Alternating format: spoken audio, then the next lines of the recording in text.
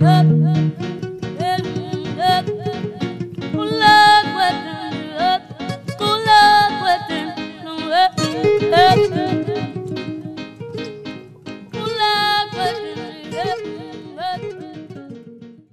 empezamos con la primera de estas preguntas. ¿Es una guerra de Estados Unidos contra Ucrania o es una guerra de Estados Unidos contra Rusia?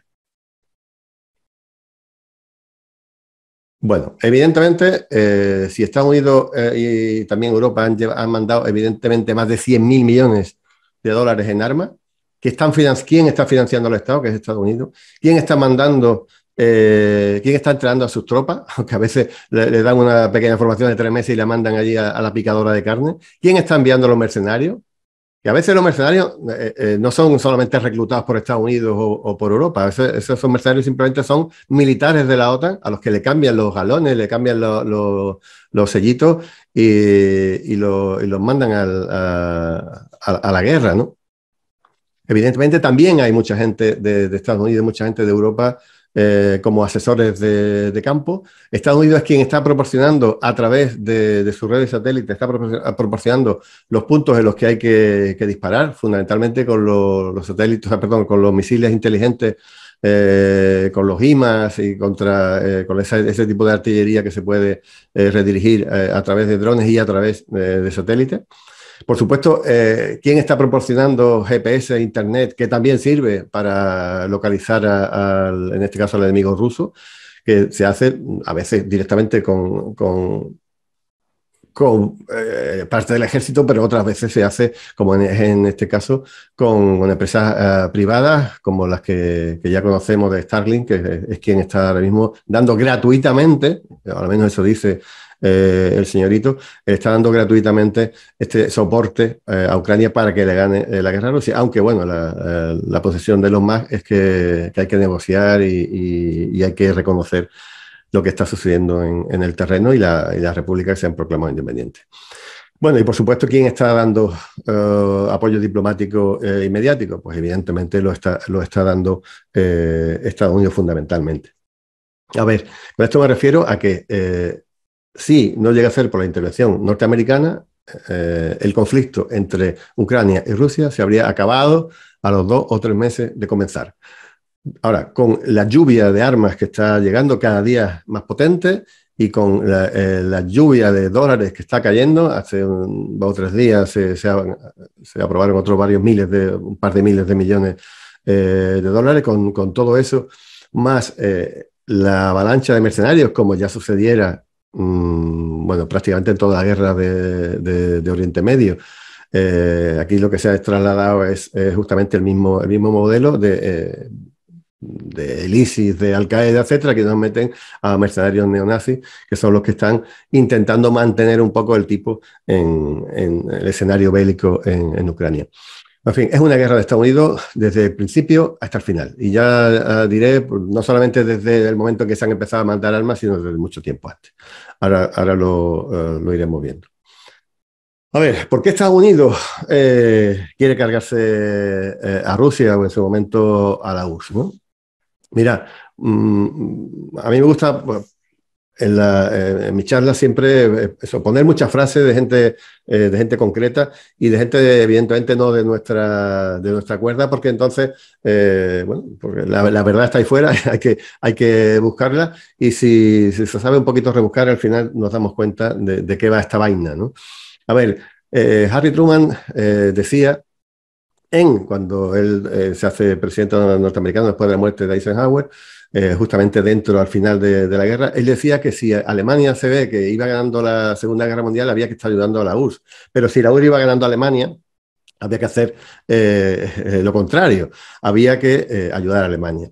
Y así, que con eso que conseguían, porque se mataran entre ellos, que era el objetivo final de Estados Unidos, no era acabar con el Führer, no era acabar con el nazismo, porque el nazismo al fin y al cabo es un tipo de capitalismo, sino acabar con la URSS y sobre todo con la revolución soviética, porque de alguna manera pensaba que la idea de emancipación podía llegar a las clases obreras estadounidenses y europeas, y eso sí sería un riesgo para el imperio, ¿no? Bueno, pues perdonar el salto, pero bueno, después de la Segunda Guerra Mundial, Estados Unidos y la URSS se meten en una guerra fría. Al final, en los años 90, la URSS acaba siendo desmembrada con la inestimable colaboración interna de algunos vendepatrias. Al final eso, a Rusia la venden a precio de saldo y ya no es amenaza, ¿no? Estamos ya a principios de los años 90. Bueno, pues ya si la OTAN se crea básicamente para acabar contra la URSS, ya la URSS no era ningún tipo de amenaza y lo que había que hacer era, pues, eso, reinventar la OTAN en un nuevo escenario geopolítico internacional, ¿no? Lógicamente entramos, como se dice, en un mundo absolutamente unipolar y la OTAN, pues, que no quiere desaparecer, se tiene que buscar un nuevo concepto estratégico, como ellos lo llaman, y buscar un enemigo o crear un enemigo si no existe, ¿no? Y al final lo que hacen esta gente es hacer un cambio puramente semántico en el objetivo. Antes yo vivía de combatir amenazas concretas, que alguien te levanta una mano con un hacha y te va a abrir la cabeza, ¿no? Esa es una amenaza. Pero ya, como esa amenaza pues prácticamente no existe, o no hay nadie que pueda amenazar a la OTAN de manera seria, pues se inventan que ellos van a combatir ahora riesgos. Riesgo es que si alguien está pues cortando un palo, una madera, pues puede decir, esto es para que era un hacha, entonces me lo voy a cargar, ¿no? Lo que hacían era pues, prácticamente que cualquier cosa que a ellos no le interesara, pues podía ser nombrada como enemigo por la OTAN. Como las armas de destrucción masiva en manos no de ellos, o también el control de los recursos naturales de prácticamente todo el mundo, o incluso luego el terrorismo. Imaginar qué tontería acabar con un grupo terrorista que tiene pues, unos pocos cientos de personas separadas con los ejércitos de la OTAN, no tiene ningún absoluto sentido. Bueno, el que inventa un poco el concepto estratégico de esa época, en esa época era el Francis Fukuyama, que era, bueno, pongo aquí un ilusionista porque intentó vender que ya el mundo se había parado, que hizo un libro que se llama El fin de la historia y el nacimiento del nuevo hombre, y el último hombre, perdón. Y hablaba de que, bueno, que el liberalismo había triunfado, la historia ya había parado y simplemente bueno, Estados Unidos se convertía en el único hegemón mundial.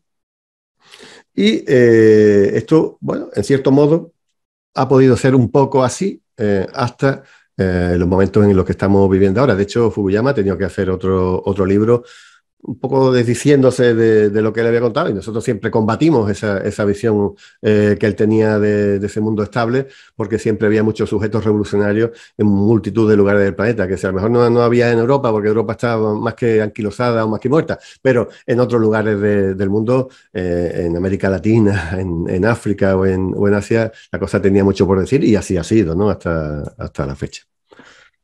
Bueno, pues en ese contexto donde Rusia no es una amenaza, llega un momento en que Rusia se ve muy amenazada por el poderío norteamericano y Rusia tiene un as todavía en su manga, y es que tiene un ejército bastante poderoso, pero sobre todo pues, tiene un arsenal grandísimo de armas nucleares. Entonces, a Rusia exige que se le respete su integridad territorial, una vez ya desmembrada de esos 12, 13, 14 países que salieron de la URSS, y llega a un compromiso con los políticos de entonces, fundamentalmente el secretario de Estado de Estados Unidos, pero luego también algunos presidentes norteamericanos, que hacen la promesa a Shevardnadze, que era el ministro de Exteriores, y también a Gorbachev, de que la OTAN, una vez reunificada Alemania, que sí, entraría en la OTAN, ya no iba a seguir creciendo. Esto, si os vais a la hemeroteca, encontraréis millones de artículos y de promesas de todos los líderes europeos diciendo exactamente lo mismo una y otra vez. Pero cuando Putin exige garantías de seguridad en el año 21, prácticamente se ríen de él y dicen que todo esto pues, era mentira, que era una auténtica patraña, ¿no?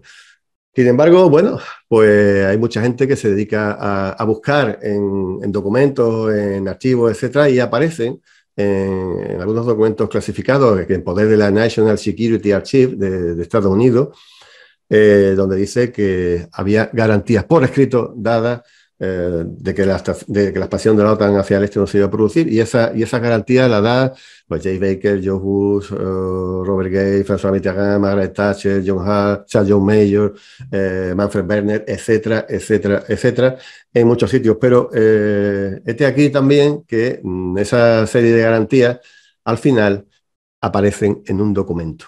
Y ese documento lo publica RT, por eso hay que cerrarla, por eso hay que impedir que nadie lo vea. Ese es un documento que aparece de 1991 en un archivo británico, que conseguí encontrarlo, y aquí lo dice, o sea, el documento dice que se había dejado claro en las negociaciones 2+4 que no expandiríamos la OTAN más allá del Elba y que jamás se le iba a ofrecer la incorporación en la OTAN ni de Polonia ni de ningún otro país del este. Ya digo, existen documentos oficiales, en este caso en poder del gobierno británico, que vieron la luz en el inicio de la crisis.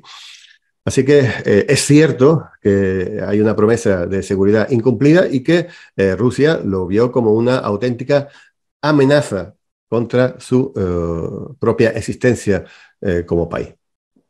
En el 97 también se firma el acta fundacional de las relaciones de cooperación y seguridad mutua entre la OTAN y Rusia, donde se dice que, bueno, que no son adversarios, que no había intención de colocar armamento nuclear cerca de las fronteras de Rusia, etcétera, etcétera, ¿no? Y ahí está Solana cuando era el secretario general de la OTAN.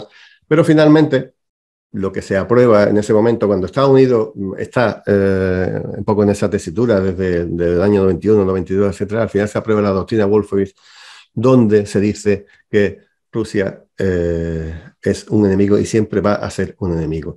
Se va a los postulados de John Mackinder, de un geógrafo, político, geopolitólogo británico, que él establece la doctrina del euroasianismo, ¿no? Quien dice que quien domine Eurasia va a dominar el mundo porque es la superficie continua más grande del planeta, y que el futuro del mundo está en la zona entre Europa y China, ¿no? Un poco para entendernos, ¿no? Hoy día Mackinder, que bueno, que ya murió a mediados del siglo pasado, las teorías de Mackinder la ha retomado un politólogo también ruso, Alexander Dugin, politólogo y filósofo. Y bueno, Dugin ha sido, le llaman el cerebro de Putin, pero yo creo que es un poco como para intentar desprestigiarlo, ¿no? Es una persona muy conocida en Rusia, aparece en muchas tertulias, su visión es bastante oída y respetada. Y de hecho los servicios secretos ucranianos e incluso se supone con colaboración occidental intentaron matarlo hace unos pocos meses, y a quien mataron fue a su hija, que tenemos aquí también esta imagen, que fue para ellos un daño colateral de un acto terrorista ucraniano de los tantos que llevan haciendo desde 2008, ¿no? En este caso incluso ya dentro del territorio ruso.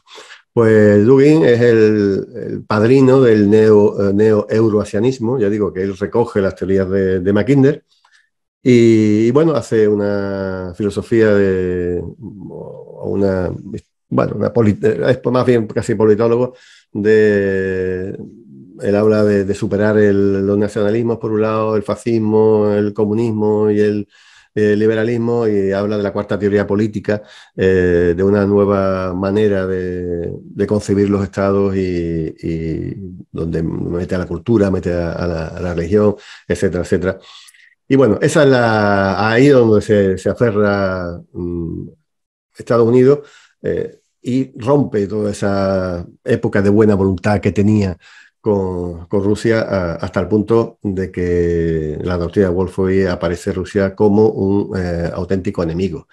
Pero este aquí otro papel, si es que al final ya digo, la cuestión es saber dónde están esos papeles, porque a lo mejor aparecen un día en un sitio, en un medio, en una página pequeña, ¿verdad? Pero luego, por eso tenemos que leer siempre los medios de comunicación de masa, pero sabiendo leer entre líneas o intentando rascar lo que nos puede interesar, ¿no? Aquí aparece en el New York Times de época, pareció que había un plan de Estados Unidos pues para ser el hegemón mundial para siempre, ¿no? El único superpoder del planeta. Y eso pues salió en primera página, pero como es un documento que se desclasifica a posteriori, dice que efectivamente en su día lo negaron, que todo esto era falso, etcétera, etcétera. Aparece este papel y el papel lo que dice es que da igual que Rusia sea socialista, comunista, anarquista o capitalista. Rusia tiene un problema, es demasiado grande y en cualquier momento podría convertirse en un rival de Estados Unidos y por lo tanto hay que acabar con él. Y la manera mejor de acabar con él es, como siempre han hecho los Estados Unidos, balcanizar a Rusia. Así que por eso quien crea un poco que esto es algo, la guerra aparece de manera coyuntural, porque, como dicen, Putin, el malo de Putin se levantó un día escuchando a Wagner y dijo, a Wagner me refiero al músico, digo, bueno, vamos a invadir Polonia, vamos a invadir Ucrania y ya está, ¿no? Bueno, no, las raíces del conflicto se hunden a principios de los 90 e incluso, bueno, desde la Revolución del 17, ¿no? Yo me atrevería a decir, pero el grave problema es que Rusia es muy grande y además, si no se dejan robar, puede ser un país muy rico, que es lo que Putin ha ido consiguiendo desde que llega al poder, que Rusia estaba absolutamente hundida, defenestrada, la gente se moría por la calle de frío, ¿verdad? A modernizar un país, y de hecho, bueno, pues Putin, ya lo veremos luego, sigue siendo el líder más buscado, más refrendado, más admirado por la población de todos los países de Occidente. Bueno, aquí está el documento que aparece creo que era del Departamento de Defensa y que se abre en 1992, o sea que era 92 y que lo desclasificaron hace tiempo. Bueno, cuando cambia el paso y decide la doctrina Wolfowitz que hay que cargarse a Rusia, ¿cómo lo hacemos? Pues muy fácil. Pues la promesa de ni una pulgada hacia el este vamos a convertirlo en miles de kilómetros hacia el este. Poco a poco se van sumando países como Grecia y Turquía, por supuesto luego la unificación de Alemania, después entra España en ese referéndum amañado, Polonia, Hungría, República Checa, ya países del este de la órbita soviética, luego las repúblicas bálticas, Rumanía, Eslovaquia, etcétera, etcétera. Luego Albania y Croacia. Y lo están intentando en dos lugares, en Georgia, por un lado, y en Ucrania, por otro. ¿Cómo acabó la historia en Georgia? Que, por cierto, hay mucha gente que quieren abrirle ahora, algunos analistas o algunos pájaros de halcones de la guerra, que quieren crearle otro frente a Georgia ahora contra Rusia para que no pueda atender o no pueda desplegar su poderío en Ucrania.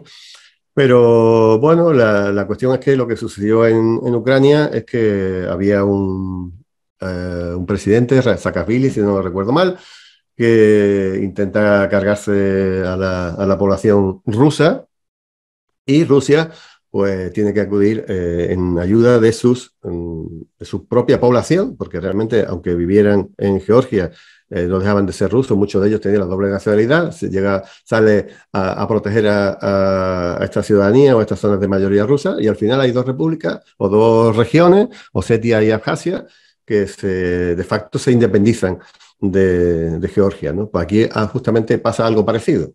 Nos estamos cargando a todos los rusos, nos estamos cargando a todo lo que tenía que ver con la historia del comunismo, nos estamos cargando la religión, nos estamos cargando la lengua, nos estamos cargando la educación, nos estamos cargando un montón de cosas y al final, pues las zonas de mayoría rusa, no rusófilos, no rusófonos, las zonas de mayoría rusa de Ucrania se levantan y dicen hasta aquí hemos llegado. Ellos están viendo pues peligrar incluso físicamente su existencia, como veremos más adelante. Bueno, pero la ampliación de la OTAN no se hace, bueno, porque tenemos un club de golf muy chachi y a quien quiera pues le vamos ofreciendo el que se hagan socios. Eso nos lo venden así porque son, bueno, como si fueran decisiones soberanas de gobierno, pero claro, cuando esas decisiones esos gobiernos que estaban no tenían ese tipo de decisiones, pues había que cambiar los gobiernos. Y esto se hace a través de lo que hemos llamado las revoluciones de colores, ¿no? Empezamos con Yugoslavia, lo que hemos dicho de Georgia, para echar primero a Shevardnadze y después intentar entrar a la OTAN. La primera revolución naranja de Yushchenko en Ucrania, la revolución de los tulipanes en Kirguistán, y algunas que fallaron, ¿no? Como la de la Revolución Blanca de Lukashenko en 2006, las protestas de Moldavia, el Euromaidán, que se hace en 2014, que sí triunfa, y las protestas fallidas que hubo en Kazajstán en 2022, que, bueno, que ahí la Federación Rusa y sus aliados pues, consiguieron contenerla. Pero bueno, ahí estamos con lo que nos interesa un poco, que es el Euromaidán. Cuando la OTAN fracasa en cambiar esos gobiernos, ¿qué ha hecho Estados Unidos? ¿Qué ha hecho la OTAN? Que al fin y al cabo no deja de ser Estados Unidos, el brazo armado norteamericano, pues directamente cargarse al país. Y así tenemos la guerra de Yugoslavia, donde Wesley Clark, al que hay muchísima gente que ahora adora porque ha dicho que Estados Unidos quiere conquistar muchos países y ha soltado algunas perlas de ese tipo internas de lo que se vive en Washington. Y Solana, ¿no? Que estamos hablando de un tipo que, bueno, socialista, español, etcétera, etcétera, que también tiene muy buena prensa. De hecho, está ahora mismo en Human Rights Watch. O sea, él está en una internacional humanitarista, como la llamo, porque bueno, está intentando hacer una supuesta labor social que no debe ser una labor política en favor de Estados Unidos, fundamentalmente de los gobiernos o de los lobbies demócratas norteamericanos, ¿no? Bueno, pues estos dos señores son dos carniceros que al final se cargaron a varios cientos de miles de personas, que los números se han ido revisando desde hace tiempo. Incluso, te digo, el país ha llegado a decir que fueron muchísimas más bajas civiles de las admitidas, y hoy día se está hablando de 220.000 civiles muertos, ¿no? Que mata a la OTAN para hacer cambiar a un país que era del movimiento de los países no alineados, un país que prefería seguir siendo, bueno, no tener que ver con el bloque occidental desde el punto de vista militar y tener amistades con Rusia.